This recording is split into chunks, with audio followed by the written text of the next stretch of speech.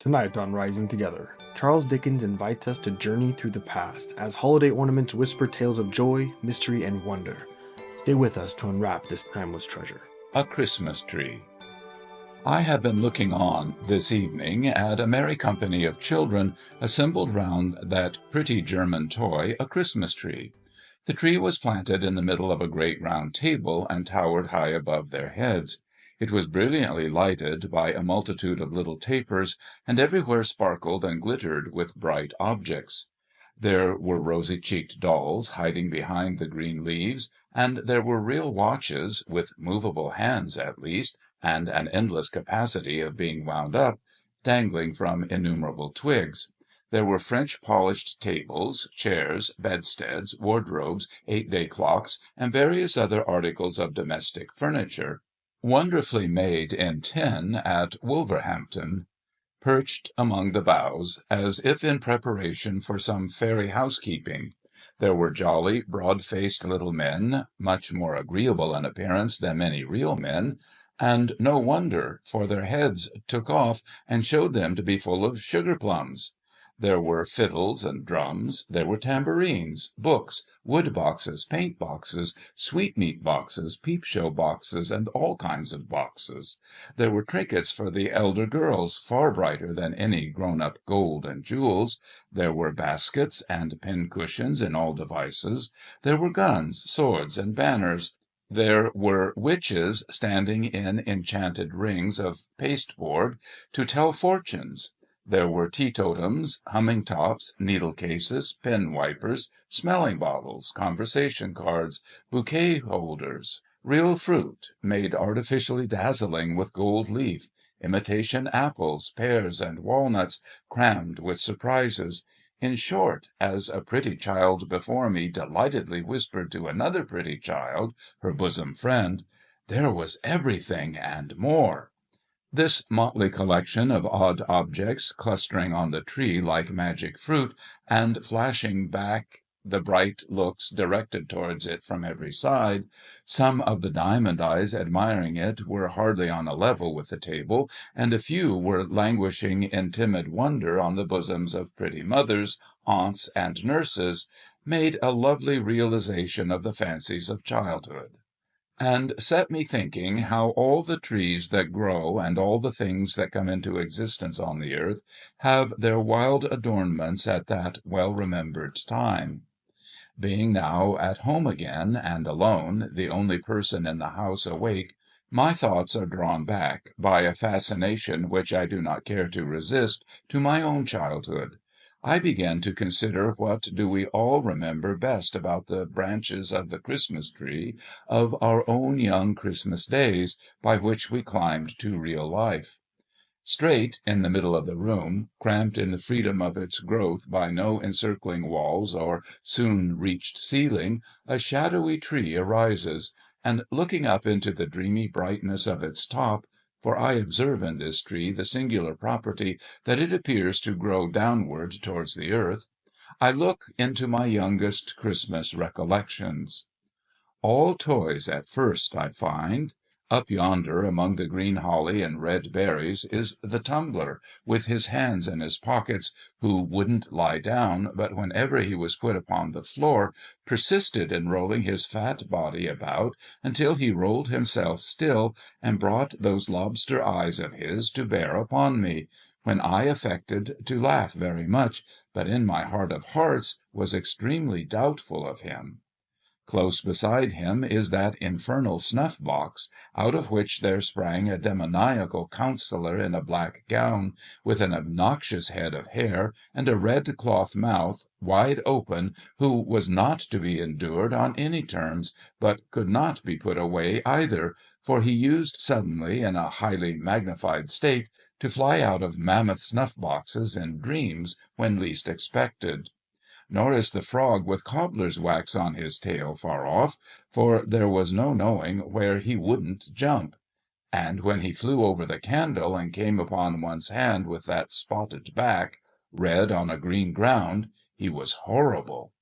The cardboard lady in a blue silk skirt, who was stood up against the candlestick to dance, and whom I see on the same branch, was milder and was beautiful, but I can't say as much for the larger cardboard man, who used to be hung against the wall and pulled by a string. There was a sinister expression in that nose of his, and when he got his legs round his neck, which he very often did, he was ghastly, and not a creature to be alone with. When did that dreadful mask first look at me? Who put it on, and why was I so frightened that the sight of it is an era in my life? It is not a hideous visage in itself. It is even meant to be droll. Why then were its solid features so intolerable?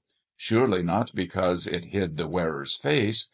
An apron would have done as much, and though I should have preferred even the apron away, it would not have been absolutely insupportable, like the mask. Was it the immovability of the mask? The doll's face was immovable, but I was not afraid of her. Perhaps that fixed and set change coming over a real face infused into my quickened heart some remote suggestion and dread of the universal change that is to come on every face and make it still. Nothing reconciled me to it. No drummers, from whom proceeded a melancholy chirping on the turning of a handle; no regiment of soldiers with a mute band, taken out of a box, and fitted one by one upon a stiff and lazy little set of lazy tongs; no old woman made of wires and a brown paper composition, cutting up a pie for two small children, could give me a permanent comfort for a long time. Nor was it any satisfaction to be shown the mask, and see that it was made of paper, or to have it locked up, and be assured that no one wore it. The mere recollection of that fixed face, the mere knowledge of its existence anywhere, was sufficient to awake me in the night, all perspiration and horror, with "Oh, I know it's coming! Oh, the mask!" I never wondered what the dear old donkey with the panniers there he is was made of, then. His hide was real to the touch, I recollect.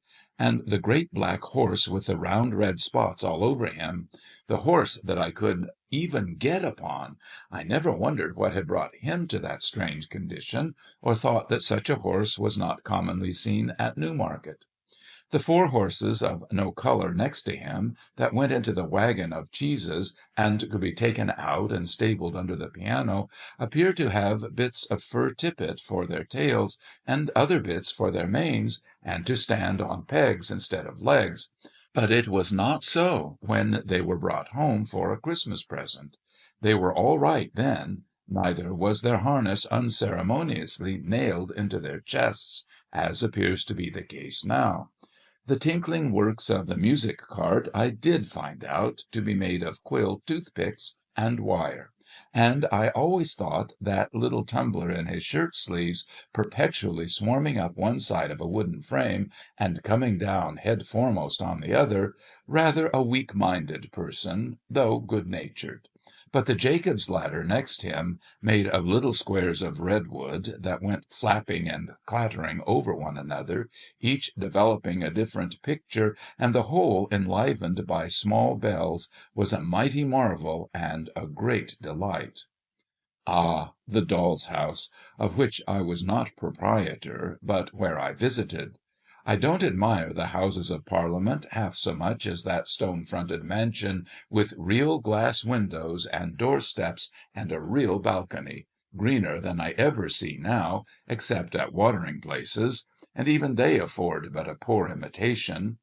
And though it did open, all at once, the entire house front, which was a blow, I admit, as cancelling the fiction of a staircase, it was but to shut it up again, and I could believe.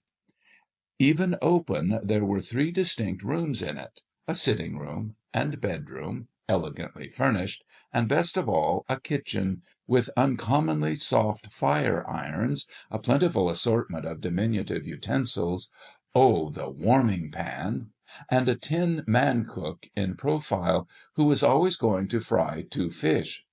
What Barmecide justice have I done to the noble feasts wherein the set of wooden platters figured, each with its own peculiar delicacy, as a ham or turkey, glued tight on to it, and garnished with something green, which I recollect as moss?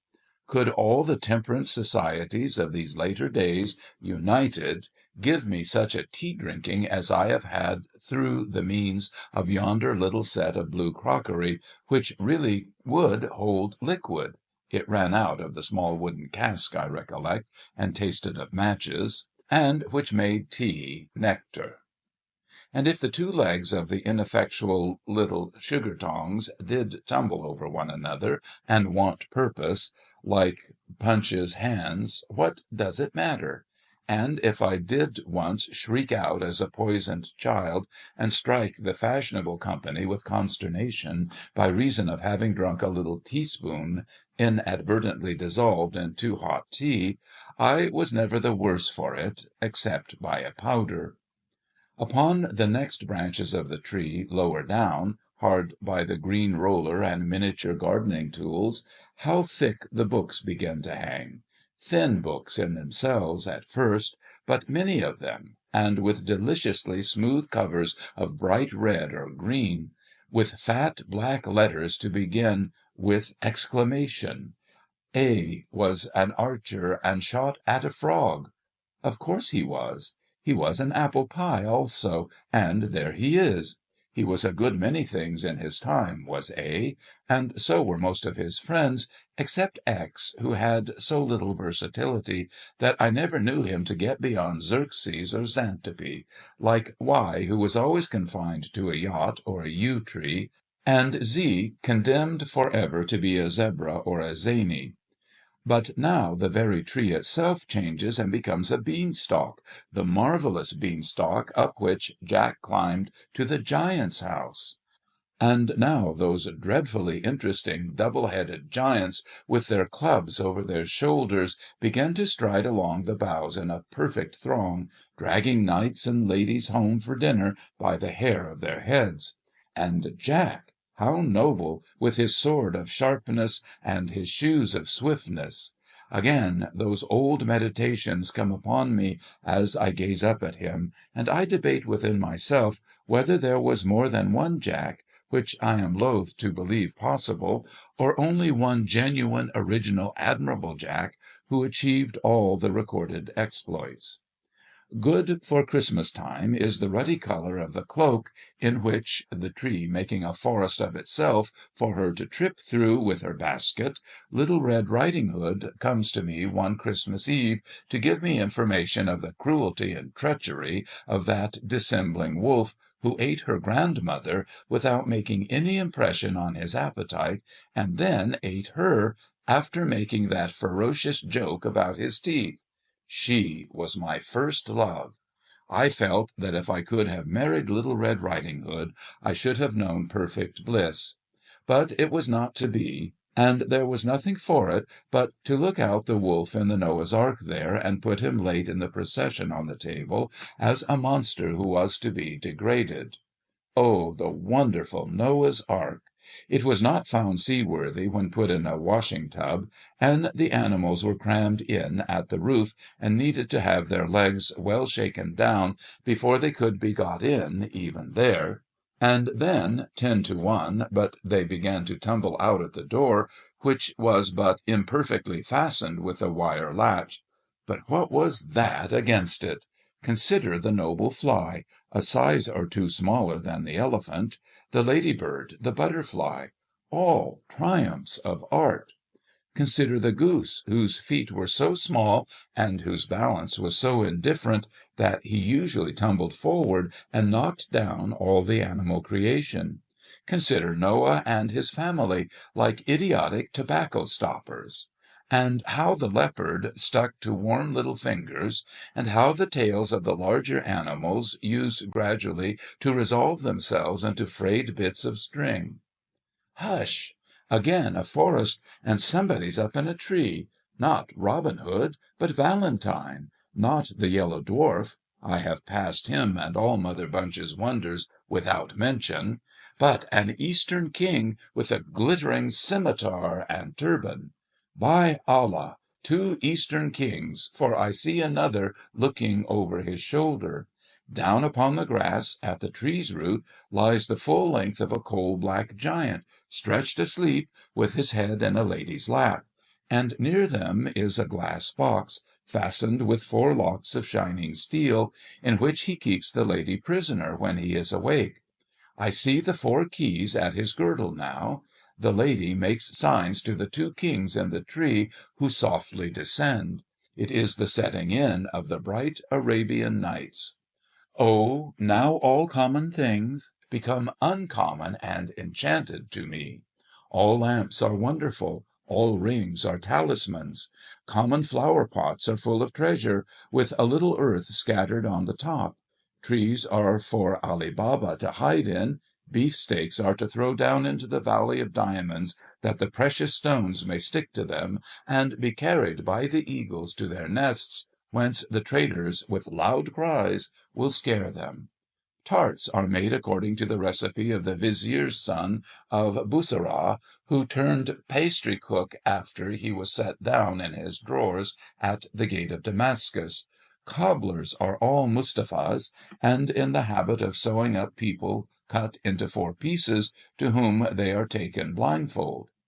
Any iron ring set into stone is the entrance to a cave, which only waits for the magician and the little fire, and the necromancy that will make the earth shake.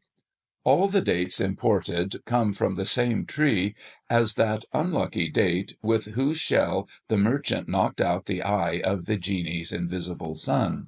All olives are of the stock of that fresh fruit, concerning which the Commander of the Faithful overheard the boy conduct the fictitious trial of the fraudulent olive merchant. All apples are akin to the apple purchased, with 2 others, from the Sultan's garden for 3 sequins, and which the tall black slave stole from the child.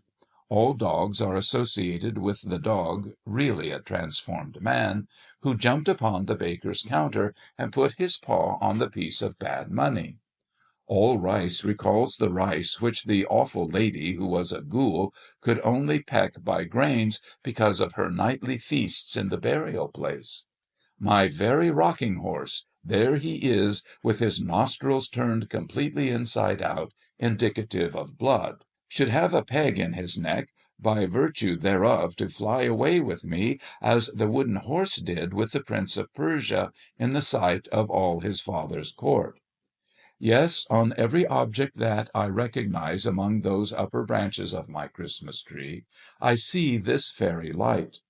When I wake in bed at daybreak, on the cold, dark winter mornings, the white snow dimly beheld outside, through the frost on the window pane, I hear Dinarzade, "Sister, sister, if you are yet awake, I pray you finish the history of the young king of the Black Islands." Scheherazade replies, "If my lord the Sultan will suffer me to live another day, sister, I will not only finish that, but tell you a more wonderful story yet."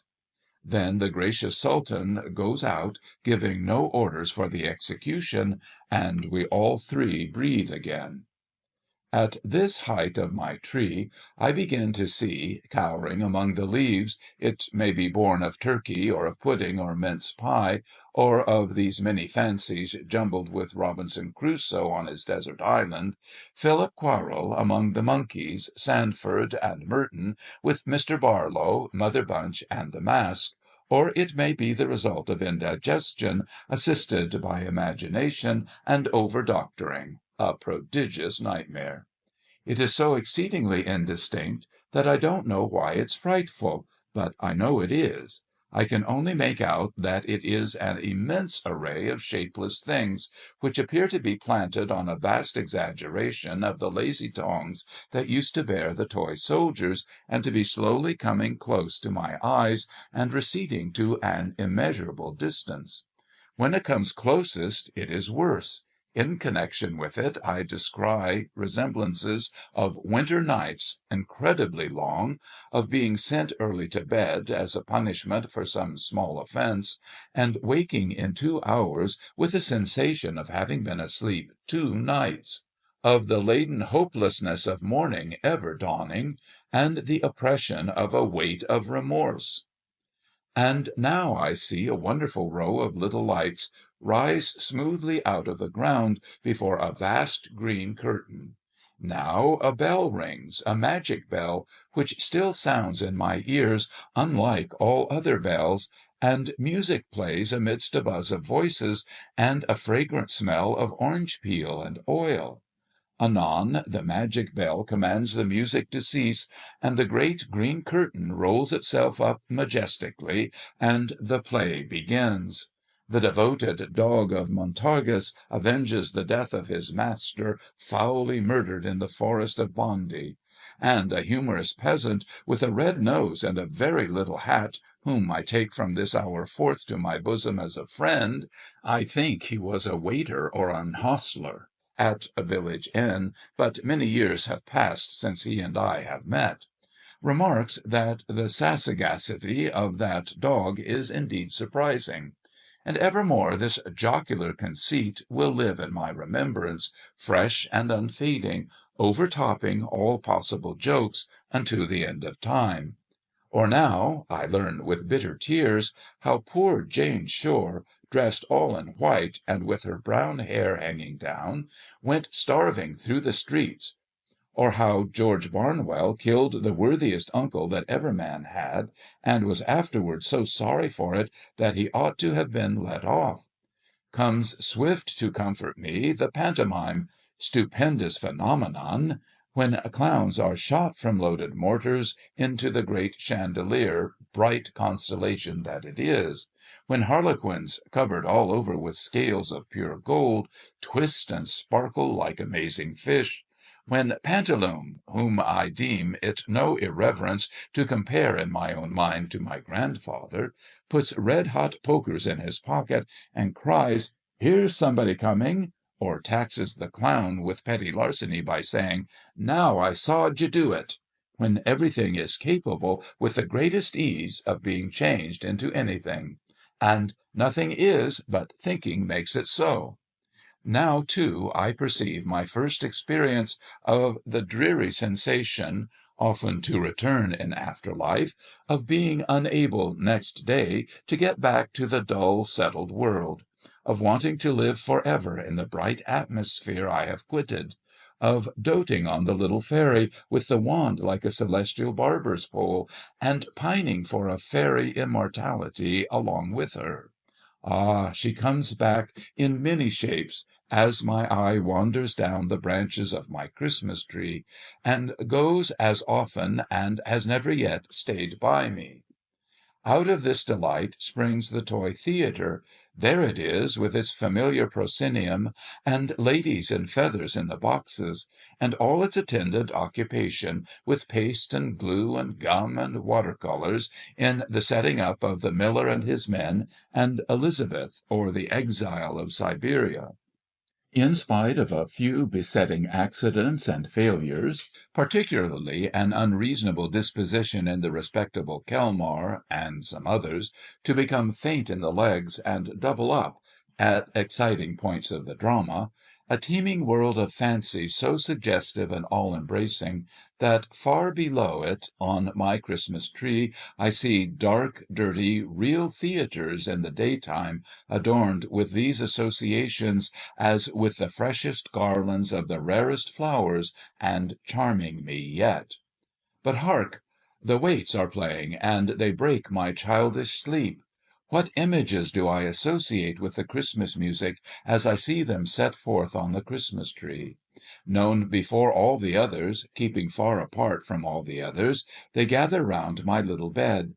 An angel speaking to a group of shepherds in a field, some travellers with eyes uplifted following a star, a baby in a manger, a child in a spacious temple talking with grave men, a solemn figure with a mild and beautiful face raising a dead girl by the hand; again, near a city gate, calling back the son of a widow on his bier to life; a crowd of people looking through the opened roof of a chamber where he sits, and letting down a sick person on a bed with ropes, the same, in a tempest, walking on the water to a ship, again on a sea-shore teaching a great multitude, again with a child upon his knee, and other children round, again restoring sight to the blind, speech to the dumb, hearing to the deaf, health to the sick, strength to the lame, knowledge to the ignorant, again dying upon a cross, watched by armed soldiers,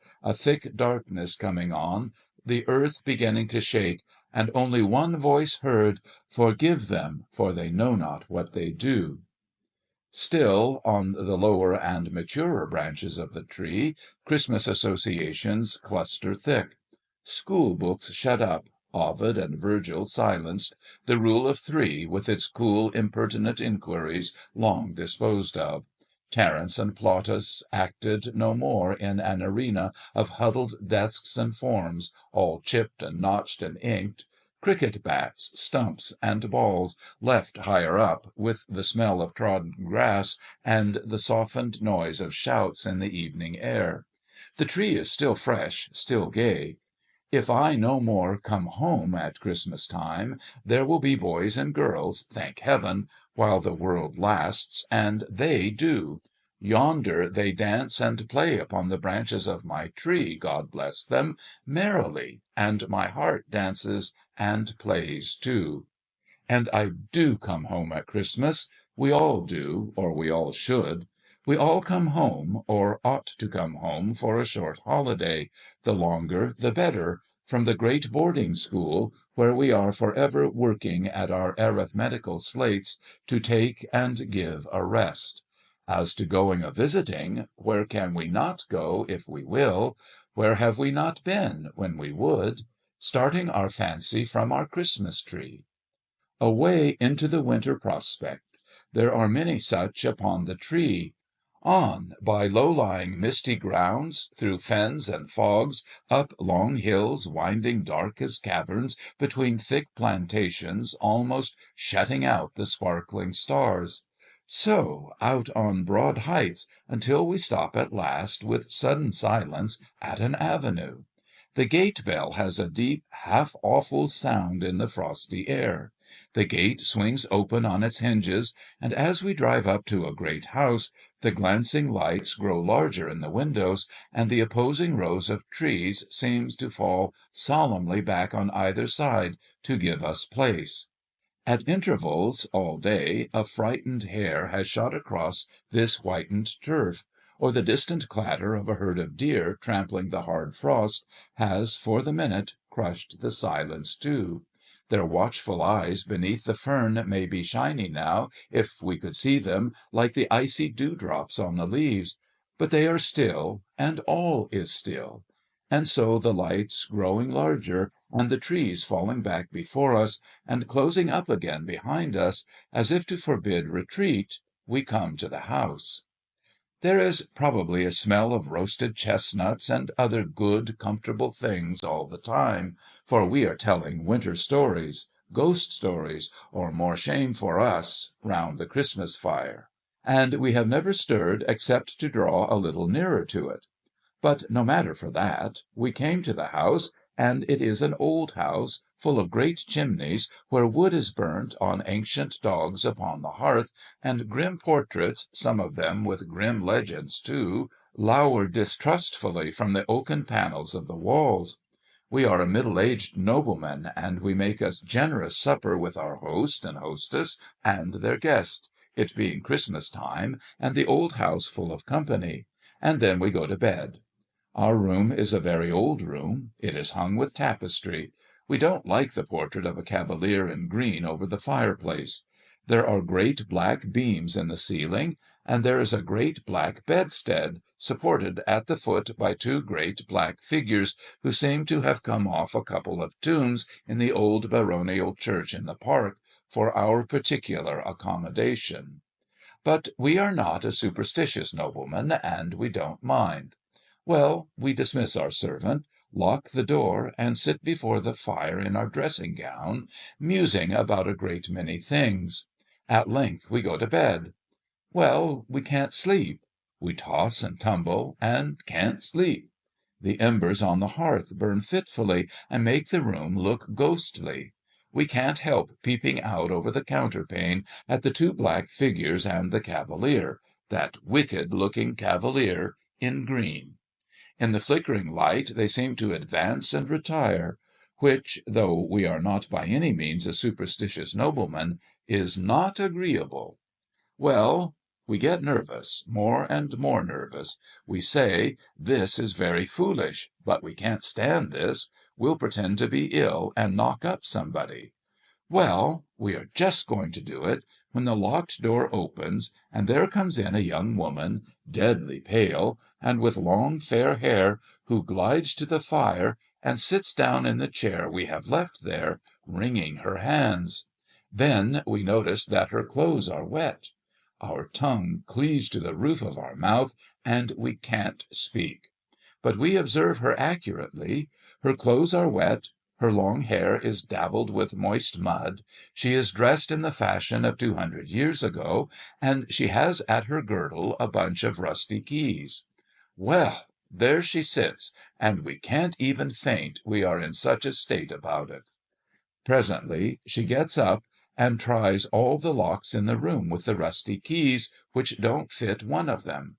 Then she fixes her eyes on the portrait of the cavalier in green, and says, in a low, terrible voice, "The stags know it." After that she wrings her hands again, passes the bedside, and goes out at the door. We hurry on our dressing gown, seize our pistols (we always travel with pistols), and are following, when we find the door locked. We turn the key, look out into the dark gallery. No one there. We wander away and try to find our servant. Can't be done.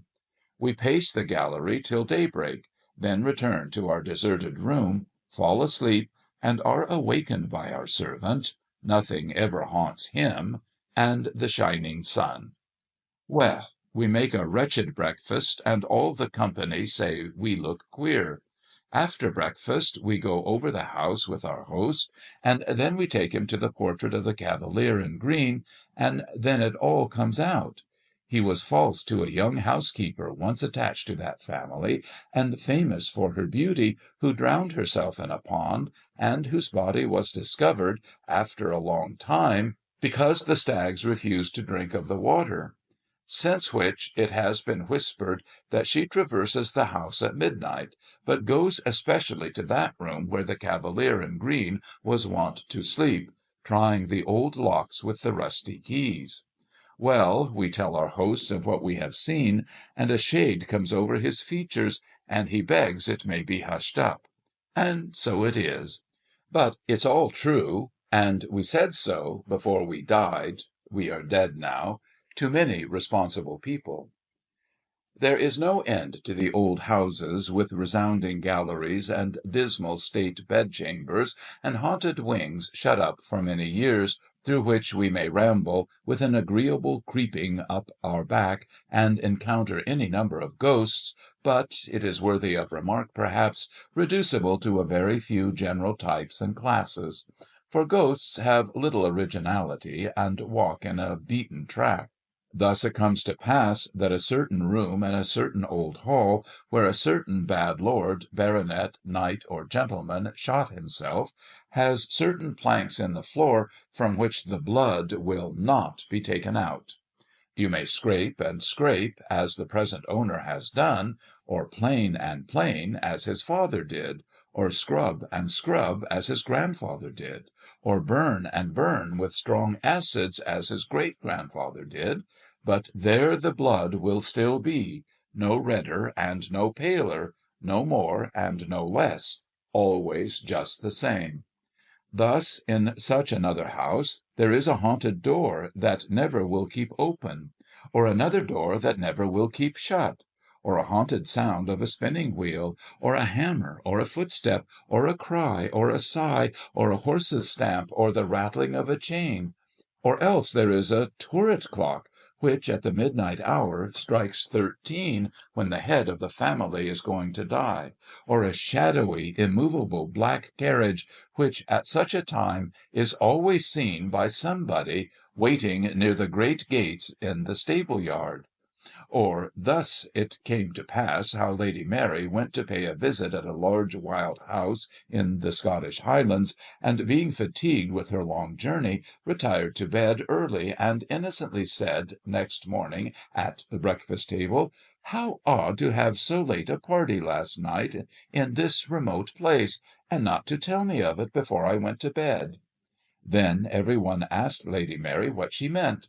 Then Lady Mary replied, "Why, all night long the carriages were driving round and round the terrace underneath my window." Then the owner of the house turned pale, and so did his lady, and Charles Macdoodle of Macdoodle signed to Lady Mary to say no more, and every one was silent. After breakfast, Charles Macdoodle told Lady Mary that it was a tradition in the family that those rumbling carriages on the terrace betokened death. And so it proved, for 2 months afterwards the lady of the mansion died; and Lady Mary, who was a maid of honour at court, often told the story to the old Queen Charlotte. By this token that the old king always said, What? Ghosts, ghosts? No such thing, no such thing," and never left off saying so until he went to bed. Or a friend of somebody's, whom most of us know, when he was a young man at college, had a particular friend with whom he made the compact that if it were possible for the spirit to return to this earth after its separation from the body, he of the twain who first died should reappear to the other. In course of time this compact was forgotten by our friend, the two young men having progressed in life and taken diverging paths that were wide asunder. But one night, many years afterwards, our friend being in the north of England, and staying for the night in an inn on the Yorkshire moors, happened to look out of bed, and there in the moonlight, leaning on a bureau near the window, steadfastly regarding him, saw his old college friend. The appearance being solemnly addressed, replied, in a kind of whisper, but very audibly, "Do not come near me. I am dead. I am here to redeem my promise.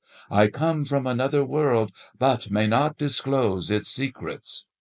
Then the whole form, becoming paler, melted, as it were, into the moonlight, and faded away. Or there was the daughter of the first occupier of the picturesque Elizabethan house, so famous in our neighbourhood. You have heard about her? No? Why, she went out one summer evening at twilight, when she was a beautiful girl, just 17 years of age, to gather flowers in the garden, and presently came running terrified into the hall to her father, saying, "Oh, dear father, I have met myself." He took her in his arms and told her it was a fancy, but she said, "Oh, no, I met myself in the broad walk, and I was pale and gathering withered flowers, and I turned my head and held them up." And that night she died, and a picture of her story was begun, though never finished, and they say it is somewhere in the house to this day, with its face to the wall. Or the uncle of my brother's wife was riding home on horseback one mellow evening at sunset, when in a green lane close to his own house he saw a man standing before him in the very centre of a narrow way. "Why does that man in the cloak stand there?" he thought. "Does he want me to ride over him?" But the figure never moved. He felt a strange sensation at seeing it so still, but slackened his trot and rode forward. When he was so close to it as almost to touch it with his stirrup, his horse shied, and the figure glided up the bank in a curious, unearthly manner, backward and without seeming to use its feet, and was gone. The uncle of my brother's wife, exclaiming, "Good heavens, it's my cousin Harry from Bombay!" put spurs to his horse, which was suddenly in a profuse sweat, and, wondering at such strange behaviour, dashed round to the front of his house. There he saw the same figure just passing in at the long French window of the drawing room opening on the ground. He threw his bridle to a servant, and hastened in after it. His sister was sitting there alone. "Alice, where's my cousin Harry?" "Your cousin Harry, John?" "Yes, from Bombay. I met him in the lane just now, and saw him enter here this instant." Not a creature had been seen by any one, and in that hour and minute, as it afterwards appeared, This cousin died in India. Or it was a certain sensible old maiden lady who died at 99 and retained her faculties to the last, who really did see the orphan boy, a story which has often been incorrectly told, but of which the real truth is this, because it is, in fact, a story belonging to our family, and she was a connection to our family. When she was about 40 years of age, and still an uncommonly fine woman, her lover died young, which was the reason why she never married, though she had many offers. She went to stay at a place in Kent, which her brother, an Indian merchant, had newly bought. There was a story that this place had once been held in trust by the guardian of a young boy, who was himself the next heir, and who killed the young boy by harsh and cruel treatment. She knew nothing of that. It has been said that there was a cage in her bedroom in which the guardian used to put the boy. There was no such thing. There was only a closet. She went to bed, made no alarm whatever in the night, and in the morning said composedly to her maid when she came in, "Who is the pretty, forlorn-looking child who has been peeping out of that closet all night?" The maid replied by giving a loud scream and instantly decamping. She was surprised, but she was a woman of remarkable strength of mind, and she dressed herself and went downstairs, and closeted herself with her brother.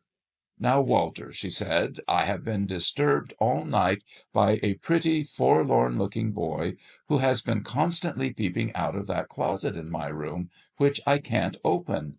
This is some trick." "I am afraid not, Charlotte," said he, "for it is the legend of the house. It is the orphan boy. What did he do?" "He opened the door softly," said she, "and peeped out. Sometimes he came a step or two into the room.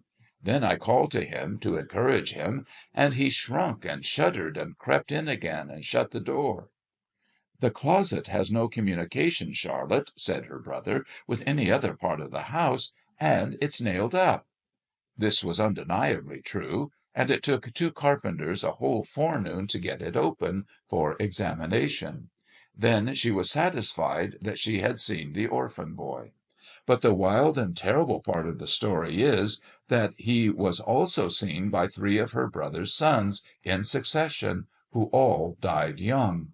On the occasion of each child being taken ill, he came home in a heat 12 hours before, and said, "Oh, mamma, he had been playing under a particular oak tree in a certain meadow with a strange boy, a pretty, forlorn-looking boy, who was very timid and made signs." From fatal experience, the parents came to know that this was the orphan boy, and that the course of that child whom he chose for his little playmate was surely run. Legion is the name of the German castles where we sit up alone to wait for the spectre, where we are shown into a room made comparatively cheerful for our reception, where we glance round at the shadows thrown on the blank walls by the crackling fire, where we feel very lonely when the village innkeeper and his pretty daughter have retired, after laying down a fresh store of wood upon the hearth, and setting forth on the small table such supper cheer as a cold roast capon, bread, grapes, and a flask of old Rhine wine, where the reverberating doors close on their retreat, one after another, like so many peals of sullen thunder, and where, about the small hours of the night, we come into the knowledge of divers supernatural mysteries. Legion is the name of the haunted German students, in whose society we draw yet nearer to the fire, while the schoolboy in the corner opens his eyes wide and round, and flies off the footstool he has chosen for his seat, when the door accidentally blows open. Vast is the crop of such fruit shining on our Christmas tree, in blossom almost at the very top, ripening all down the boughs. Among the later toys and fancies hanging there, as idle often and less pure, be the images once associated with the sweet old waits, the softened music in the night, ever unalterable. Encircled by the social thoughts of Christmas time, still let the benignant figure of my childhood stand unchanged. In every cheerful image and suggestion that the season brings, may the bright star that rested above the poor roof be the star of all the Christian world. A moment's pause, O vanishing tree, of which the lower boughs are dark to me as yet, and let me look once more. I know there are blank spaces on thy branches, where eyes that I have loved have shone and smiled, from which they are departed. But far above I see the razor of the dead girl, and the widow's son, and God is good. If age be hiding for me in the unseen portion of thy downward growth, oh, may I, with a gray head, turn a child's heart to that figure yet, and a child's trustfulness and confidence. Now the tree is decorated with bright merriment and song and dance and cheerfulness, and they are welcome. Innocent and welcome be they ever held beneath the branches of the Christmas tree, which cast no gloomy shadow. But as it sinks into the ground, I hear a whisper going through the leaves, this in commemoration of the law of love and kindness, mercy, and compassion. This in remembrance of me. Thank you for joining us on Rising Together for Charles Dickens' A Christmas Tree. We hope you've enjoyed this journey through memory and holiday wonder. Do you know someone who would enjoy this timeless tale? Share it with them. Until next time, stay curious.